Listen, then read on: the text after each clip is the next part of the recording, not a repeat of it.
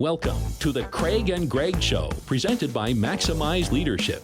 Here are Craig Owens and Greg Harris. Hey, this is the Craig and Greg Show. I'm Craig. This is Greg. We're glad to be on this leadership journey with you. And we've been really appreciative of those of you that have reached out to us with some questions and some comments. And we've gotten several, Greg, that I want to kind of group together. We've gotten it from both sides of the table. We've gotten some emerging leaders that have said, I'm getting ready to interview for a job. And we've gotten some leaders already established that are saying, I'm interviewing for a job. And so we're looking at it from both sides of the table. You and I have had the opportunity to be both places as well. But let's talk about, as you were hiring staff, what is it that you were looking for? What was going through your mind? What were you gauging as that person across from you was interviewing for a job? Well, I think it's a nerve-wracking process. So that's really what we have to give people a little bit of grace, right? It's like they want the job or they need the job, and they don't know who they're competing against. I would say probably one of my first things to look for is passion. I can't teach it. I can teach mechanics. Yep. I can teach transactions. I can teach techniques, whatever the job happens to be, or staff can do that. Right. But the passion is very tough to percolate. I think the other part that has really wowed me in interviews is when they're prepared. Mm-hmm. I'll give the bad example, is when someone comes in, well, tell me about your company. But you should already know what you're applying for, you know?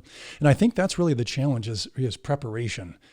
Just like, sports, you can't expect to win on Friday night in high school if you don't practice Monday through Thursday. Absolutely. So I think presence is another piece. Are they there? I mean, did they come ready? Those things. So I think, passion, that whole preparedness is just a wow. With like, we've noticed you started your company and, there's been this, and you're like, we did? Yeah. That's pretty cool. Right. And I can speak to, you talked about the nervousness at the beginning. I've been in the room with you before when you've done it so well of picking up that the other person's really just not quite comfortable yet. And, just kind of like not really going into the formal interview right off the bat, but trying to calm them down because you're not going to get their best if they're nervous, and if they're like this and wiping the sweat off their hands, you're not going to get the best from them. I think for me, the number one thing that I always look for is character. Because somebody said to me a long time ago, and it's true, you can't make a good deal with a bad person. And so you've got to know that they're I should write that person down. of character. Yeah. And then the next thing that I'm looking for, and this surprises people sometimes because I'm not really going to a skill set yet. The next thing I'm thinking about is how are they going to fit in with the other members of my team? And I'll give you a bad example too. I was involved with an interview. Two of my top leaders and myself, they had already interviewed this guy, and they thought that he was pretty good. And so they said, "Oh boy, all right, so you're going to be the kind of final interview." And so the four of us go out to lunch together, and while we're at lunch, this guy that we're interviewing, looking at his resume. You would just hire him off of his resume. But as we're sitting there at lunch, he was very condescending to the way that he talked to the server. He'd be like, "Hey, hun, can you, just real." Oof. And then when he was eating, just like terrible manners at the table. He's talking and laughing with his mouth full of food. It was seafood. Yeah, exactly. Literally, food's falling out of his mouth, and I'm sitting there. So after we're done, my two leaders said to me, they're like, "What do you think?" And I we're not hiring this guy. They're like, "Why not?" And I said, "Well, first of all, I didn't like the way that he spoke to our server." And they're like, "Yeah, I did notice that." And I said, "Secondly, did you see the food falling out of his mouth?" And they're laughing. They're like, "You're seriously not going to hire somebody because of that?" And I said, "Let me ask you a question. How many of our meetings involve food?" Ooh, good and they're point. like, "Almost all of them." I said, "Do you want to be looking at that?" And they're like, "No." Yeah. But I think that we got to think about the rest of our team. Right.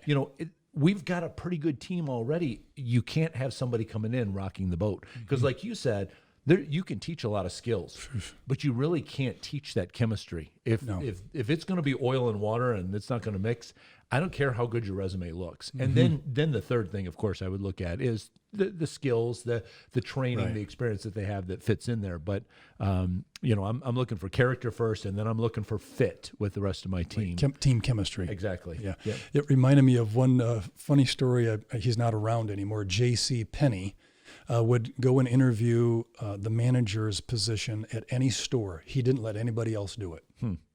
And he wanted to pick someone that he felt, hey, could replicate our company, our culture, Sure. our mission.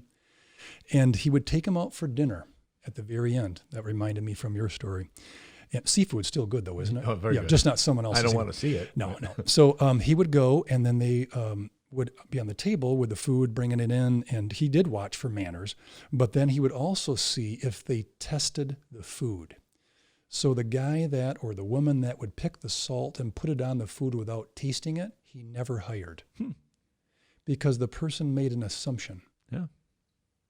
And what J.C. Penney found is, hey, every day doesn't go as planned or charted. Yep. But if they're assuming salt on food, what if it was already salted?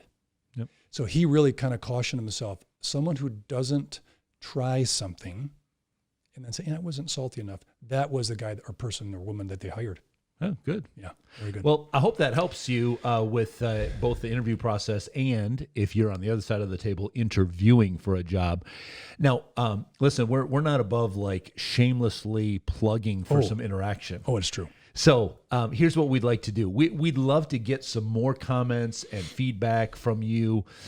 So here's what we're going to do. We're going to actually put your name in a drawing if you will interact with us a little bit. So on YouTube, if you want to ask a question or make a comment down below, for every time that you do that, we're going to put you into the drawing once. If you want to do it through Twitter, go to Maximize Podcast and either ask us the question there or even make a comment about the show, but make sure that you tag Maximize Podcast. For each one of those things that you do this month, we're going to put you in the drawing, and then we will get in touch with you after the end of the month. We'll put all those names in there, and we'll pull a name out, and we'll let you know the wonderful, valuable prize that you've won. People love free stuff and value. Absolutely. And prizes, but sometimes sub-prizes are not too good. No. Not during Halloween, that's for Sub-prizes, sure. Yes, right. exactly, yeah. Craig, I love your shirt. Thank you. It goes with pretty much anything because it's very patriotic. Yes. It's going to do a little shameless promotion. Absolutely. Oh, you're pushing your chest out. Yes. That's good. Oscar Mike, well, I wanted to make sure that they see the top up here. Tango Yankee. Oh, yeah. Thank you. Thank you. We do say thank you to our veterans. You as well have a shirt on from Oscar Mike. We're both wearing those shirts. I love the Oscar Mike organization. Oscar Mike stands for On the Move or On Mission, and they're all about helping our veterans that have been wounded to stay on mission, keep moving, pursuing different activities, maybe now because of an injury that they have sustained, but they want to keep going. And so that's why every time that you purchase something from them or make donations, it's helping our veterans to be able to do that. So for some of us who have too many T-shirts, this particular T-shirt is ultra cotton soft. Yes. And that's kind of cozy. And then when you're helping an organization like Oscar Mike help veterans who have served and sacrificed, and their life has been turned sideways for not just them, but for loved ones who are with them. Yep. It's a good T-shirt for us to buy. Absolutely. A place to organize. So anyway, so go to Oscar Mike, and they are outstanding. They ship fast. Their items are amazing, and they're helping good people. So Veterans Day is coming up, and as you know a little bit about me, okay, you know a lot, but don't tell everybody. I love veterans. Yes. I love patriotism. I guess if I was gonna, I mean, I like Christmas, and that's fun and has a religious, importance to some of us, but Easter the same. But I mean, the patriotism of holidays, and the veterans really kind of, once they serve and come back, trying to get back in society isn't as easy, is it? It can be at times. It can be challenging. Yeah. I wanted to maybe quiz you and put you on the spot, so you'll probably get it right. But so veterans alive and still in America and living life, how many veterans do you think, all services, are still around in the U.S. that have served America at some length of time? Still alive today. Still alive today. What's your guess? Wow. Man. So, because I'm thinking about my dad, who's, I won't say how old he is, but he did serve in the Korean War. So, you can kind of do the math there. I don't know. Tell me, I'm sure I'm going to be surprised at this number. 17.4 million veterans who sacrificed and served, and some of the assignments were really difficult. Yes. Not that there were easy ones, but some were just extremely difficult, leaving the details out. Yes. And our hats off to the men and women who have served through all the wars, some to protect other people's freedoms. Right. Other countries wouldn't be free if it wasn't for all of us allies together. I just find veterans to be such a great crowd. They have such an appreciation. I know you have a story or two. I happened to be traveling, and I saw a veteran, and I found it so awesome. They'll wear their gear or their hat or a badge, or they'll have something that it's who they are. It's not what they did. And I think that's an interesting point. Absolutely. And I have several friends that I'm blessed to call them friends that were veterans, and many of them on the front lines in some really rough spots. But the one thing that always astounds me about them and impresses me about them is the level of respect that they still have. Love it. I've never served. I was not in an armed service, and yet these guys will still, I'm talking to them about something, and I say, hey, we need to take care of this and this, and then they look at me and say, yes, sir, and I'm like, I'm not your CO, but the level of respect that they have for people. Not just for a chain of command of somebody else that's wearing the uniform, but just the respect that they have for people I've always found that very consistent in our veterans, and very admirable. There's a lot that we can learn from them. Hopefully today in this episode, we'll be able to share some of those things. Yeah. So I had to do a little research on how did Veterans Day start. And first off, I would say Veterans Month, or maybe 24/7. Yeah, it is a total shame that Veterans Day is the only day that we're honoring veterans. It's kind of like Thanksgiving Day. Like, really, there's only one day for you to give thanks. Yes, there's only one day that you can honor veterans. We could do better, and I would promote our country to say, let's do better by the veterans, whether they served us or served somewhere else for other allies who we affiliate with. Right. It's and they don't know if they're coming back. Right. That's the tough part. So I looked up armistice. Is that what you? Armistice. Armistice. Yeah. And it started from World War I, and that was, hey, World War I's done. I mean, all the countries just went upside down. The Great War. The Great War, right. Yeah. So they decided to honor the veterans of one. And then as we got into other military issues and assignments, they decided to change it to Veterans Day. Yeah. But it's not veterans with an apostrophe. Right. It's not, they don't own the day. Veterans are all honored on that day. Yep. And I think, I wish maybe the new generations would understand, like, hopefully we don't have more wars. But conflict seems to be evident, across the globe. What would you say to the generations that maybe didn't have the experience with a veteran in their family or an acquaintance that they knew? Sure. Have you ever been to Gettysburg? Mm-hmm. That to me was one of the most hallowed times, walking those grounds and seeing those just rows and rows of the white tombstones, and then watching the guard at the tomb of the unknown soldier, and the changing of the guard there and stuff. I think that here's what happens. If we have a hard time appreciating, say, freedom, if you don't understand the opposite of it. So for instance, you'd really have a hard time defining what peace was if you didn't understand turmoil. Even in your own life, you have to go through a rough spot, and then when you are done with that and you got peace on the other side, then you can kind of like, I really understand peace now, right? Because of the turmoil I went through. And I think that one of the things that we are in danger of, if we don't continually show gratitude and respect to our veterans is that we begin to take our freedom for granted. You know, we talk about, you know, being in the land of the free. We're in the land of the free because of the brave, Right. because of the sacrifices. And we need to live in a way that honors the sacrifice that they made. And that's why I always like that term when we talk about people in the military.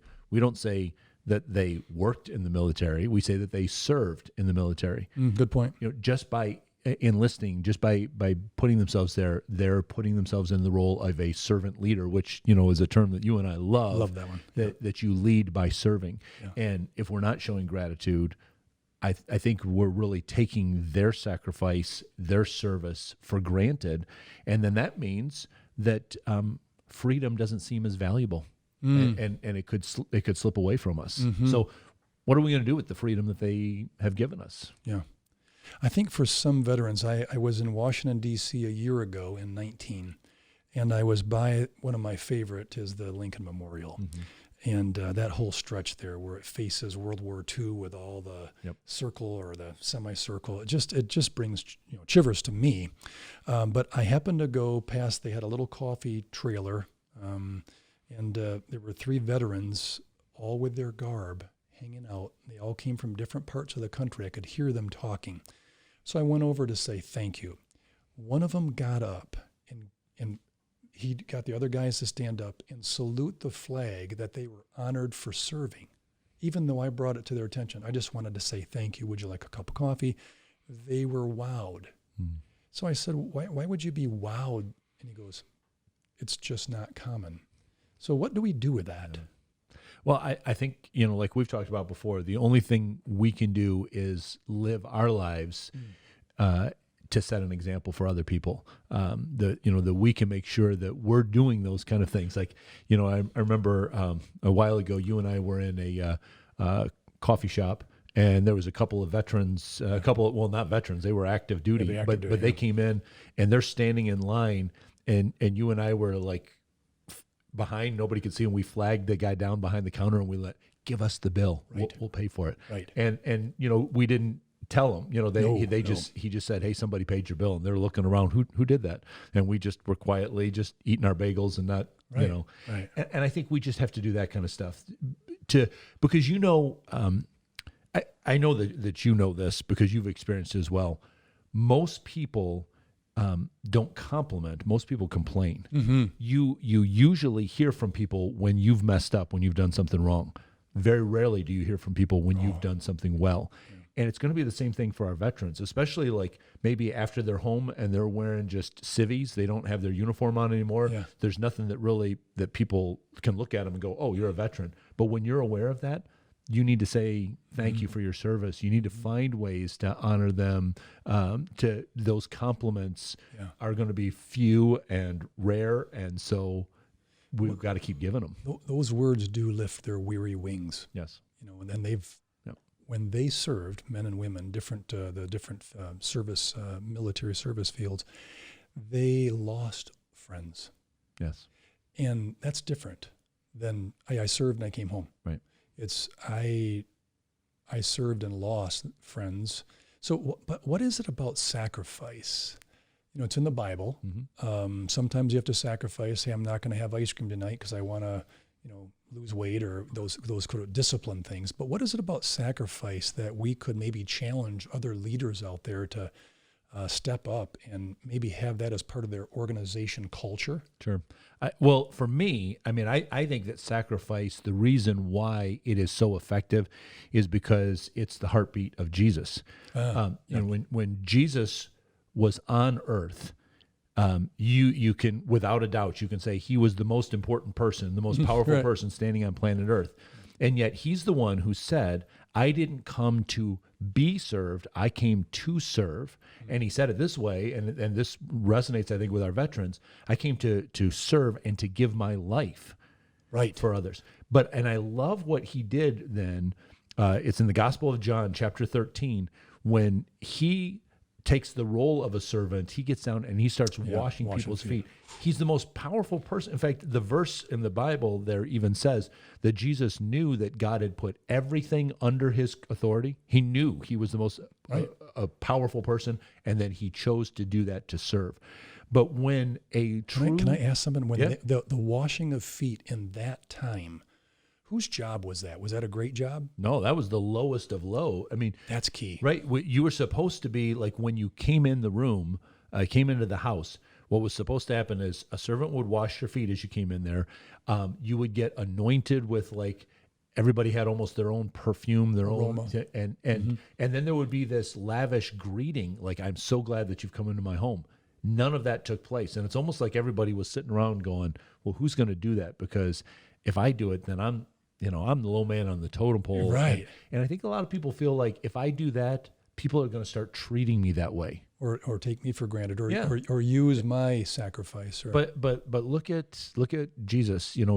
His service actually elevated his leadership, and so I think that's the biggest thing for us. And then we honor the other servant leaders like our veterans, and that empowers them and encourages them that, hey, you know what, my sacrifice wasn't in vain. Even if there's one person that told me, I've got to thank you for doing that for me. All right, good. Yeah, I think finding humanity and just walking across the room is not a big. You're not asking me to climb a hill, right? Or parachute someplace. You're just going over. And so those three gentlemen that were on the bench in Washington, I just felt I did not interrupt. I just went, sir, could I just say thank you? I mean, I didn't want to, because they were heavy in conversation, maybe talking about lost buddies, right? And they were, very open to it. If you were going to maybe encourage an organization or a family, and we lead in all sorts of aspects, what are some ways in which we might, in our own way, honor veterans or celebrate veterans or give respect to veterans? What would you? Sure. Well, I mean, I think that the one of the big ones is we just like we talked about before. Don't wait until Veterans Day or Memorial Day. Don't make it don't make it a day. Make it a year-long thing. Make it a continual thing. And if you just have that mindset, you're going to see things that you didn't see before. And so that's true. You can do things like you can support an organization like Oscar Mike. You can fly a flag outside your house. I know veterans love that when the veterans that come to my house, they always, comment on the flag that I have flying outside, that, they're glad that it's there. Just drop them a note, and send them a text. Hey, thankful for your service. And there may be organizations that, like Veterans Affairs, we could find out. I mean, if you just took a little bit of effort to say, I'd like to find some veterans groups or whatever it happens to be. I think the one thing that you've said is be observant. Right. There's a couple and you're thinking, at that bagel place that you and I frequent quite a bit because the food is all gone good. Right. There's a gentleman with a brush cut, and that often can be a sign. So years ago, I saw him and his wife, and they were very positive. And I said, I'm sure you served. Where'd you serve? And I just want to say thank you. And he gets up, and his wife goes, uh-oh. And he just wept. Public bagel place. And every time I come in, oh, you're the man that honored me. You're the man that respects veterans. Yes. Wow, I didn't really try for that. I just did it from what I would say like an observant heart. Right. And so now when I go to the bagel place, if I'm just grabbing something after church or, grabbing a lunch or whatever, it's impressive to me. He'll go, it's no words need to be said. It's so cool. Right. I think asking people, being okay, did you serve or did you have someone in your family who served? Because when you talk about 17.4 million veterans, that is a lot of people. That's 5% of America. Right. So, and that's just the people that served. So the people in the families. Yes. Yep. Yeah. Or loved ones who were lost, which we didn't even research. These are veterans that are, active and alive today. What would you say has been one of your funnest stories? You've got some veterans who you've seen them interact with people, and just share a story to kind of finish up. Well, I can share this story now because unfortunately this friend of mine passed away, but he served in a pretty elite special force, and we'd be having lunch together, and he would start talking about something, and then he'd say, yeah, and then he said, so we're on this plane and we land, and this plane's coming down, and I'm looking, and I'm like, it's just white everywhere, and I realize, we're landing in like Alaska, out in the middle of nowhere. And then he goes, so then we get out and we have to hike about a mile, and then he says, and you wouldn't believe who we met up with. And then he'd stop and he'd go, and I'm like on the edge of my seat, like, yeah. And then he'd go, oh, man, I'm sorry. I don't think that mission's declassified yet. And I'd be like, oh, come on. Got me this excited. I know, he would just get me right to that spot. And he'd do that all the time. And I'd just be like, so a lot of times he'd start telling stories, and I'd just be sitting there going, I know I'm not going to hear the end of this one. Don't set me up. Because he's going to do, but he was a great guy. I love those things. So as we approach Veterans Day, or Veterans Month, which is in November, maybe we all decide we don't need our government to change the holiday. Maybe we do. Yeah. It really is one-on-one interaction anyway. Yes. I have really kind of a fun story. We're not going to do special effects here, but there was a video of a veteran who saw a funeral procession of a veteran who had died. So there's a different flag system on hearse and cars. And a person in a car videoed this man getting out of his car to salute the processional in the pouring rain. I know it. And I'm thinking, there are people that won't stop to help you on the side of the road with a flat tire in the pouring rain. And this guy didn't know the veteran, wasn't in the processional. And I thought, man, that's the kind of respect and heart I want for the veterans. So if we can finish up. Well, what we'll do is in the show notes, the show description below, we will put in there a link for you to Oscar Mike. That's an organization that we love, and if you want to support them and check out some of their gear as well, you can do that. But as Greg mentioned earlier, you really don't have to do a ton of research to be able to find some veteran in your neighborhood or an organization that's close by that you can support. So find the ways to do that, and you set the example. They served us, so now you find a way to honor their service and to serve them, and you're really being a leader as you do that. Continue to send us the comments. Remember, you're going into the drawing this time as you comment below on this YouTube video, or as you tag us, Maximize Podcast on Twitter. You can get more information on our website as well at maximizeleadership.com. Look forward to seeing you soon. Get in touch with Craig and Greg through Twitter at Maximize Podcast or at MaximizeLeadership.com. Be sure to subscribe so you don't miss any episodes of The Craig and Greg Show.